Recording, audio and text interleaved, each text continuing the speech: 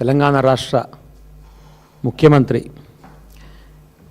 ఇప్పుడు ఆయనకి మరి రకరకాల పేర్లు ఉన్నాయి. ఒక రేవంత్ రెడ్డి అంటాడు, రవంత్ రెడ్డి అంటాడు, ఓడు హిట్లర్ రెడ్డి అంటాడు, ఓడు రండారెడ్డి అంటాడు, రకరకాల పేరుతో పిలుస్తారు. మరి ఆయన ఏం పిలిచినా కూడా సరే మా రాష్ట్రానికి ముఖ్యమంత్రి కాబట్టి ఆ ముఖ్యమంత్రి గారు మరి సర్కార్ నడుపుతుండో, సర్కస్ చేస్తుండో, లేకపోతే తుపాకి పట్టుకొని తిరుగుతారు కదా పిట్టల ద్వారా, ఆ పిట్టల ద్వారా మాటలు చెప్పుకో తిరుగుతుండో ఈ రాష్ట్రంలో అర్థం కానటువంటి ఒక అస్తవ్యస్తమైనటువంటి పరిస్థితి తెలంగాణ రాష్ట్ర ప్రభుత్వ పరిపాలనలో కనపడుతుంది.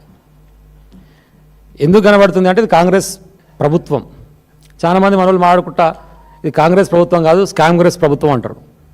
సరేలే మనోళ్ళు ప్రజల కోసం మంచిగా చెప్తారు అనుకునేది, కానీ నిజంగా ఒకటొకటి వెలికి వస్తూ ఉంటే వాళ్ళు చేస్తున్నటువంటి అరాచకాలు ఈ ప్రభుత్వంలో నిజంగానే ఏది చూసినా కూడా స్కామే.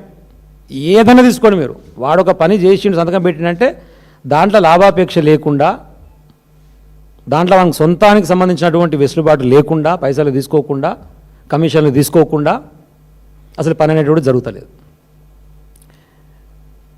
వాస్తవానికి సరే ఇవాళ ఒక ప్రముఖ పత్రిక కూడా ప్రచురించింది, భూభారతిలో దొంగలు పడ్డారు. కానీ సరే ఎక్కడో లోపల వాళ్ళకి ప్రేమ ఉంటుంది కాబట్టి ఒక భూభారతి పెట్టకుండా ధరణి అని పెట్టి ఆబ్లికి పెట్టి భూభారతిలో దొంగలు పడ్డారు. ఎక్కడ ధరణి పోయి నాకు అర్థం కాదు, ఎక్కడ న్యాయం ఇది? ధరణిని తీసేస్తేవి, ఇప్పుడు ఫోర్స్లో ఉన్నది ఓన్లీ భూభారతి. 100% వాస్తవం ఏంటంటే భూభారతిలో దొంగలు పడ్డారు. మరి ఆ దొంగ ఎవరు? ప్రభుత్వమే దొంగనా? ప్రభుత్వంలో పాత్ర వహిస్తున్నటువంటి ప్రజాప్రతినిధులు దొంగలా? ప్రభుత్వంలో ఎగ్జిక్యూషన్ పాత్రలో పోషిస్తున్నటువంటి అధికారులు దొంగలా?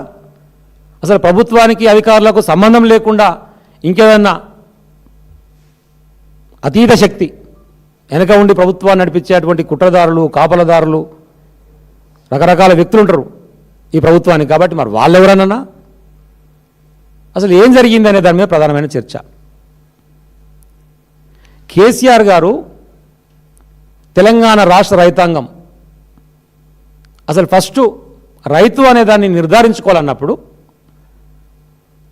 భూమి నాది నాకున్నది, భూమి అనేటువంటిది ఉన్నటువంటి వాడు రైతు, దాని మీద వ్యవసాయం చేసేటువంటి వాడు రైతు అనేటువంటి ఒక డెఫినేషన్ తీసుకొని ఎవరికైనా సరే భూమి వాళ్ళకి పక్కా ఉండాలి, లేకపోతే కింది స్థాయిలో ఉన్నటువంటి ఎగ్జిక్యూషన్ బాడీలో పనిచేస్తున్నటువంటి సిబ్బంది రకరకాలుగా మాన్యువల్గా ఉంటే కనుక ఇష్టం వచ్చినట్టుగా ఏదో ఒక సంవత్సరంలో వేరే వాళ్ళ పేర్లు ఎక్కించి కొద్ది అక్రమాలకు పాల్పడుతున్నటువంటి పరిస్థితి కనపడుతున్నది. నా దృష్టికే స్వయంగా వచ్చినాయి. ఆ క్రమంలో దీన్ని మొత్తం ఆన్లైన్ చేసి వాళ్ళ పట్టా వాళ్ళ చేతిలో పెట్టి మళ్ళా దాని మార్పు జరగాలంటే ఆ రైతు పోయి వేలుముద్ర పెట్టి నా ఇష్టపూర్వకంగా చేస్తున్నా అని చెప్తే మాత్రం మారకుండా ఉండేటువంటి ఒక పటిష్టమైనటువంటి వ్యవస్థను తీసుకొచ్చి ధరణి పోర్టల్ని తయారు చేసి పెట్టిండు. ధరణి యొక్క మేజర్ ఉద్దేశం అది.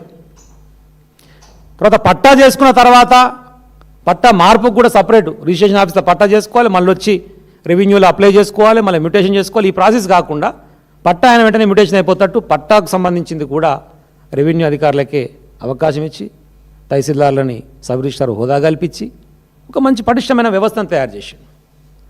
100% ఒక కొత్త వ్యవస్థను తీసుకొని వచ్చి ఇంప్లిమెంట్ చేసే క్రమంలో కొన్ని ఇబ్బందులు వస్తాయి.